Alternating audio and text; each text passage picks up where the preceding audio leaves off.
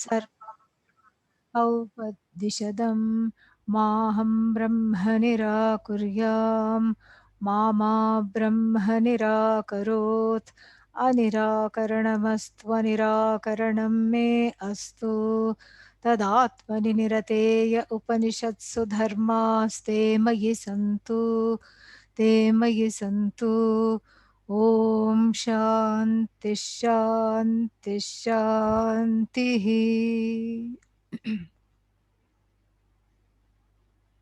Usually, among the branches of knowledge, when you know one thing, you know only that one thing. How can one thing, knowing one thing, lead to the knowing of everything? Only if it were that easy. The students of Sanskrit have to study only one Paninian Sutra, and lo and behold, the entire gamut of all the sutras are in the head, and the whole language is mastered. Or we can say, even with the Yoga Sutras, Om Atha Yoganushasanam is mastered, and then all the other sutras in all the padas are immediately, what should I say, downloaded into the head. Doesn't happen. If you usually our experience with knowledge is that you know one thing and you know one thing alone. And therefore, in this conversation with the father, Shvetaketu, comes down from his hobby horse of being quite erudite and young, invincible, restless, all these things. And he asks the question, is there such a knowledge? How can there be such a knowledge? When I was in the university, in the Gurukula, if I studied one thing, that one thing alone I would master. And that is why we had so many teachers for so many subjects. We had a chanting teacher, we had a teacher for Sanskrit grammar, we had a teacher for the pronunciation, we had a teacher who taught Kalpa, how to do rituals. There was no such teacher who would teach everything. One thing is known, everything is as good as known. How can there be such a knowledge? And this is the time for Uddalaka, the father now turned into the guru, to take Shvetaketu on a flight. So up till now, it was just a very different conversation. It was more empirical, colloquial, father-son style.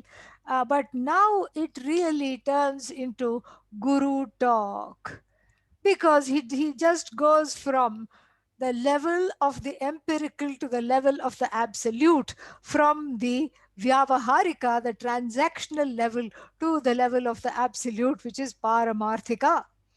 And he goes there by these very famous words, Sadeva Somya Idamagre Asit Ekameva Advitiyam.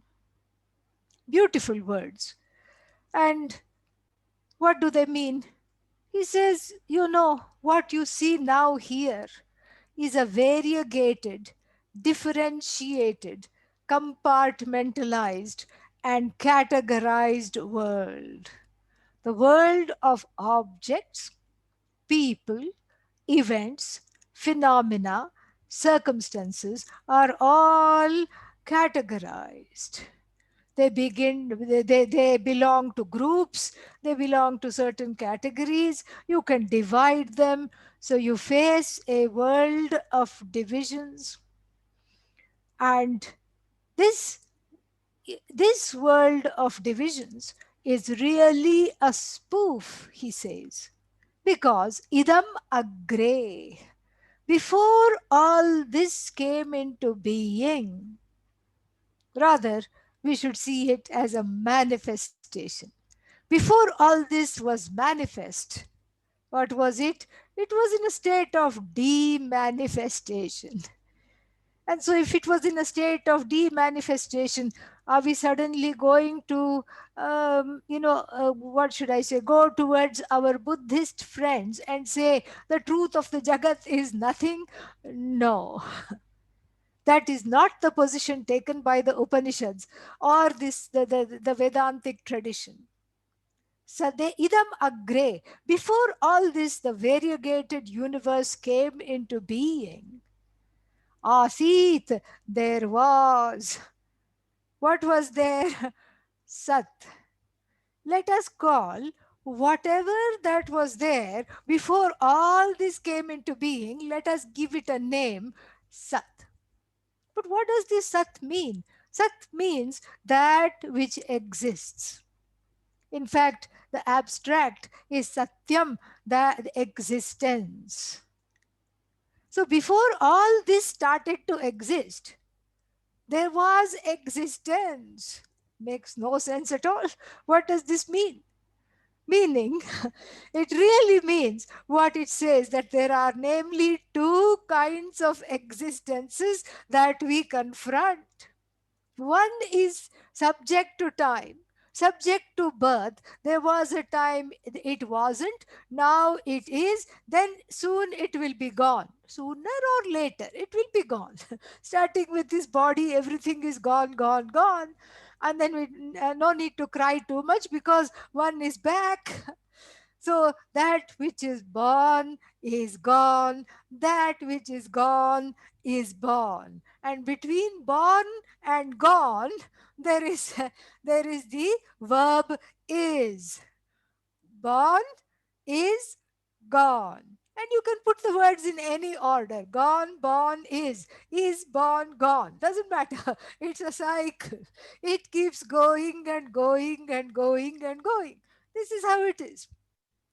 So, therefore, the that which is born and that which is gone belongs to a particular kind of existence that is constrained by three factors. Space wise constricted because everything comes with an expiry date. Even the milk in the fridge has an expiry date. The bodies that come into being have an expiry date. Even the rock that proudly stands and says, I am, I came here. I was actually a forest and then I got petrified. No pun intended. And then I'm here now in the form of this rock. Your story of 50, 60 years is nothing.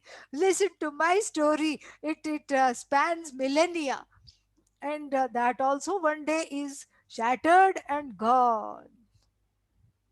So one is the time wise limitations. All objects, we cannot say enjoy, all objects suffer from. And then the next one is space wise limitation. Deshatah, space wise, kalatah, time wise. So, space wise limitation means every object that we say exists in the universe suffers from a certain volume, occupying a mass, a volume, a weight, whatever it is. That much alone it is.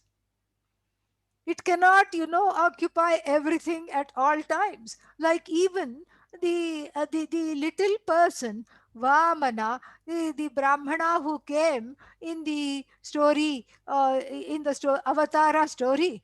And, so this Brahmana is actually Lord Vishnu. And he comes to teach King Bali, who had a big ego of himself being a big giver. King Bali said, there's nobody like me. Anybody come and ask me whatever you want.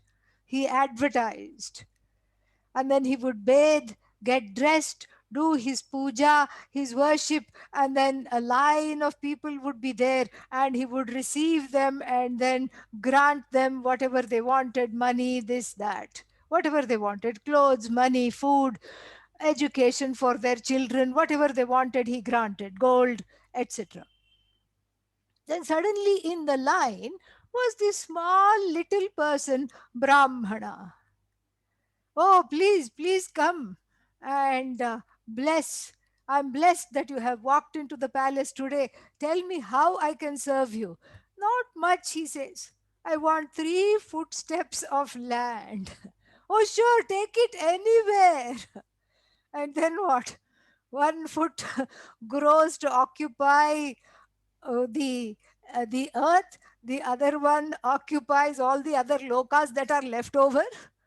And then he says, where shall I keep the third foot? So you see, this was the Lord. So they did not suffer from space wise limitation. From a little person, he grew into the whole universe, which is the truth. He took his real form, all pervasive form. But all objects suffer from time wise limitation. Kalataha parichinnatvam, deshataha space wise limitation. And this is, universally understood. But in Sanskrit, we have one more kind of limitation, which is vastutaha parichinnatvam. Vastutaha means if an object A is an object A occupying a certain space and time, which we've talked about, it cannot also be object B. This is object wise limitation. If you're in a human body, you cannot also be in a monkey's body, and the monkeys are grateful for that. Okay, so this is this is how it is. And so these are the three kinds of, anything that is born, anything that is subject to death, subject to being gone, suffers from these three limitations. So let us go back to that sentence now. Born is gone. So this is a very simple sentence. It has it has only three words. That which is born, born is gone. And then in these three words, the two words on either end, namely born and gone, belong to the objects. Is belongs to Sat.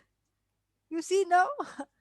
That's why Uddalaka, the teacher here, is able to say to his son Shvetaketu, now turned student, he's able to say to the disciple Shvetaketu that before all this that is subject to birth and death came into being, there was something there already. And what was there already? Is Sat. So, in other words, I mean, think about the ramifications of this. They are huge. In other words, all that is born and all that is subject to being gone, all of those objects borrow their existence, draw their existence from this is which belongs to Sat. They do not exist independently. Anything you look in the world is like that. Everything is dependent on something else. And that's why you cannot easily find the cause. What is the cause of shirt? Oh, that's easy. My shirt? Yeah, your shirt. What is the cause of your shirt? That's easy. That's fabric. Okay, so we can provisionally say that the shirt is effect, karya, and the cotton fabric is what? Karana, cause. But then you look a little deeper. Is the fabric the cause? No, because fabric itself is an effect when seen from the standpoint of yarn. And then you say, ha, now I have got the real cause. Yarn is the cause. If you go away thinking that, you are believing in a big yarn. That's what you're doing. Because the yarn itself, which was just now enjoying the throne of being the cause, is dethroned to becoming the effect, because the yarn has a cause. What is the cause of yarn? Fibers, cotton fibers, giving rise to cotton yarn, giving rise to cotton fabric, giving rise to cotton shirt. And then the small little wispy fibers say, what is that? These children do this, They say this to the yarn and say, oh, you are nothing. We are the best, east or west, we are the cause, and you, yarn, are the effect. If we were not there, you would just unravel, you would have no existence whatever. But their joy is also short lived, because the cause, called what? Where do the fibers come from?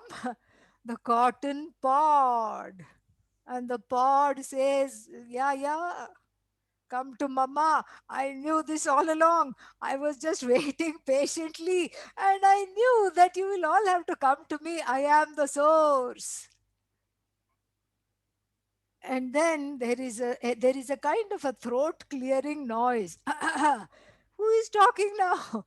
It's the cotton bush. And the bush says, you, the pod, are the cause. No, you are the effect. I am the cause. And then that is also not the cause. What is the cause of cotton bush? Seed, the cotton seed. And then the seed is the cause. And then, as soon as the seed just lifts its hands to rejoice and say, yippee, yay, another bush says, you came from me. Where did you come from? Another seed says, you came from me. Tree, seed, tree, seed, tree, seed, tree, seed. And we can do this to the rest of the class. We can keep doing this because that's how it is. It just keeps going round and round and round and round. You either go into an infinite regress or you end up in Bhagavan. Those are only two possibilities. And that Bhagavan is described as Sat. From one standpoint, the description or the definition of Bhagavan is that which exists and exists independently. Everything, everything leans on something or the other. In fact, everybody's name can be Eileen, because that is the truth. Everybody leans on something or the other. Every single thing leans on something or the other. I lean, you lean, he leans, she leans, it leans, everything leans all the time. But for one thing, this Sat alone is not into leaning against anything, for a very simple reason. Because there is nothing else that it can lean on. It alone is. Poor Sat, all alone. At least all the things in the universe have the wonderful privilege of leaning on something or the other for strength, for existence, for whatever. But this Sat alone is self-sufficient, self-evident, self-conscious. It simply is, without needing anything else to ratify its existence.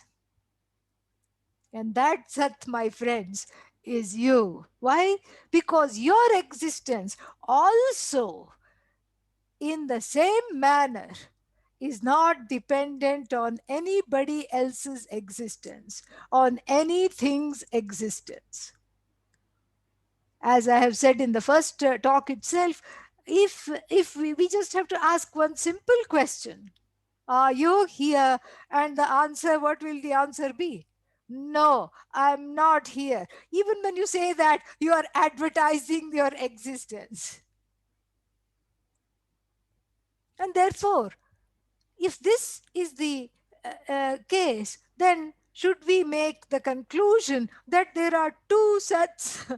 I am self-conscious and Ishvara, Bhagavan, That Sat, which was there before this universe started, before my body came into existence, was also this self conscious thing. And so, therefore, there are two Sats. No. Ekam. Uddalaka says this. Sat eva. Only Sat. Asit was there. And that was is a provisional was, because was is will be there. We have to take it like that, because he's talking about was when idam agre, before this jagat came into being, before all the things in the world that enjoy the status or suffer from the status of being born and gone draw their isness from Sat. Is there a word called isness? Now there is. Okay, so they draw their isness, they draw their existence from Sat. And how many Sats are there? Before we come to some kind of a murky, hazy conclusion, because the buddhi is lazy, the conclusions are hazy. And so the hazy conclusion, there are two Sats. He immediately says, Ekam eva, one Sat alone. But you know what? The number one, Uddalaka is a very thoughtful teacher, a very caring teacher, because he thinks forward as he talks. And he says, even the number one is subject to fractions. One half, 1/4, 1/8, 1/16, 1 by 32, and so on. You can go infinitely cutting up this one. That's why one can say, this Sat is too much. I think I should know 1/4 Sat today, and then I'll tackle the other half and the other 3/4 tomorrow. No such thing. Therefore, he says, he qualifies the word ekam with another word that is in apt position, which is advitiyam. Advitiyam means indivisible, non dual, without a second. Only one Sat. And the shirt, the fabric, the yarn, the fibers, the molecules, the cotton bush, the cotton seed, the another bush, another seed, another bush, all the bushes, all the seeds, we don't know which came first, all of them lean on Sat. They all lean on Sat. They draw their existence from Sat. Cotton bush, born, gone. Cotton tree, born, gone. Fiber, born, gone. Molecules, born, gone. And then atoms, born, gone. Particles, born, gone. Wave, born, gone. What and all that is Sat. Everything else is born, gone. Fabric, born, gone. Shirt, born, gone. Only one thing, that is smack in between born and gone, that one thing is it remains unchanged. And if you can imagine the sentence, born is gone, the existence, this isness, blesses that which is born, lends its presence to that which is born, and lends its presence to that which is gone, in the sense that nothing is really gone. You see, even in the among the insentient things in the universe, nothing is gone. And the isness keeps on being itself, and it just lends its presence to the various changes that the objects undergo from birth to death. Flower is. First, flower bud is. Then flower is. Another day, flower is. Then another day, flower is. Because the person has put them in water. So 3-4 days they last. Flower is. Now it's the fifth day. Can you say flower? And then you come You go to the living room and you say, see, all the petals are drooping. Can you say flower is gone? In a way, yes, but better if you are a Vedantin to say, withered flower is. Flower is. You're seeing something that is. Withered flower is. Sat is the same. The name and the form are undergoing change. And then the next day, or a few hours later, all the petals drop, and you see the petals dropping. And what do you say? You know, if you are a student of the Chandogya Upanishad, you will say, withered flower is, drooping flower is, dropping flower is, dried flower is, compost is. You see, the is doesn't undergo any change. Is, and the withered flower leans on is for its existence. The dropping, drooping flower is leans on is for its existence. The budding flower leans on is for its existence. No, no, you are just using some crafty words and pulling me into this argument. I just want to say flower is gone. That's how we talk in the regular world. And that's what I want to say. Okay, fine. And when you say flower is gone, you still have to use the word is. You cannot get away. So what are you going to do? You still have to you are constrained to use the word is. Gone flower is. So the who is this that is rests in a conscious being. The is not jada.